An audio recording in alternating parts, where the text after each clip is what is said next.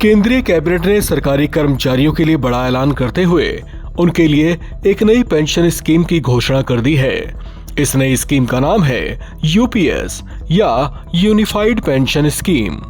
इस pension scheme में जो बातें हैं वो हैं तो बड़ी ही लुभाने वाली, लेकिन विरोधी दलों के नेताओं को ये सरकार का झांसा दिखाई दे रहा है। विपक्षी नेताओं ने सरकारी कर्मचारियों के लिए लाई गई नई पेंशन स्कीम यूपीएस को धोखा बताया है। हालांकि ये पुरानी पेंशन स्कीम एनपीएस से कितनी अलग है, नई और पुरानी पेंशन स्कीम में कितना अंतर है और दोनों में से ज्यादा बेहतर कौन सी है, वो आपको बताते हैं।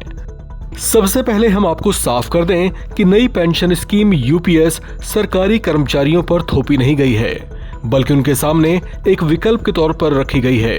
यानी कर्मचारी अपनी इच्छा से नई या पुरानी पेंशन स्कीम में से जिसे बेहतर पाएं उसका लाभ ले सकते हैं, लेकिन ऐसा करने पर उनको यूपीएस के तहत मिलने वाला कोई लाभ नहीं मिलेगा।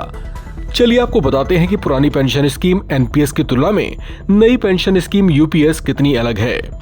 पुरानी पेंशन स्कीम एनपीएस की बात करें तो इसमें कर्मचारी की बेसिक सैलरी और डीए का 10% हिस्सा कटता है। एनपीएस शेयर बाजार पर आधारित है, इसलिए इसमें निवेश जोखिम भरा है। साथ ही कुछ परिस्थितियों में टैक्स भी देना होता है। इसमें 6 महीने बाद मिलने वाले डीए या महंगाई भत्ते का प्रावधान नहीं है।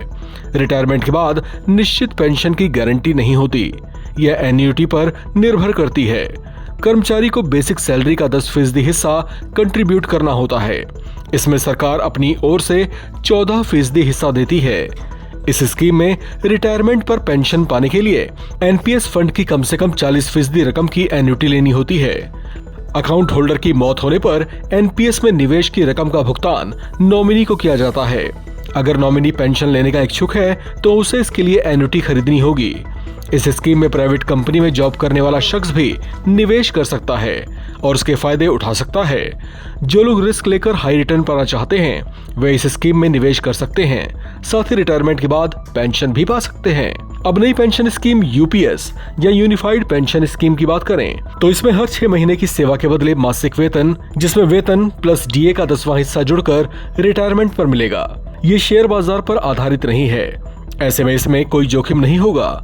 रिटायरमेंट के बाद फिक्स पेंशन मिलेगी। ये रिटायरमेंट के ठीक पहले के 12 महीनों के औसत मूल वेतन का 50% होगी। हालांकि इसका लाभ उसी को मिलेगा जिसने कम से कम 25 साल नौकरी की हो। अगर कोई शख्स 10 साल नौकरी करके छोड़ देता है तो उसे हर महीने कम से कम 10,000 रुपए पेंशन मिलेगी। कर्मचारियों को अंशदान करने की जरूरत नहीं होगी। सरकार अपनी तरफ से कर्मचारी की बेसिक सैलरी का 18.5% वहन करेगी। कर्मचारी की मृत्यु की स्थिति में परिवार के कर्मचारी की पेंशन का 60% हिस्सा नए पेंशन प्लान के तहत उसे दिया जाएगा। आपको बता दें कि नई पेंशन स्कीम यूपीएस या यूनिफाइड पेंशन स्कीम सिर्फ केंद्रीय कर्मचारियों के लिए है।